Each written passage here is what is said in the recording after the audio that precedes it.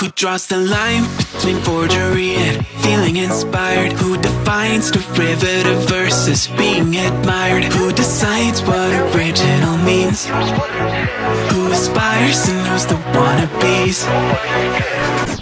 Up on the shoulders of giants, I've got a long way to go.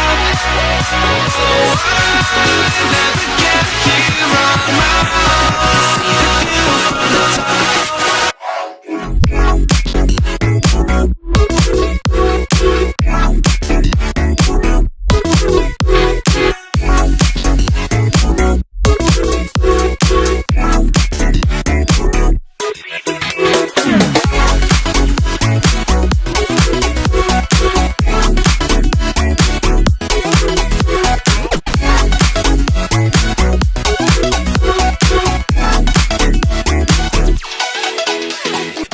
Everything's a remix of everything that has been. Then let me just go back to my laptop, take a band on track that I cooked on. Maybe you'll hear Skrillex, some Netica, some Imogen. Talk wacko, but I'm trying to get back. It just seems fair. Who draws the line between innovation and tried and true? Who's to say what's reiteration and what is new? Who decides what original means?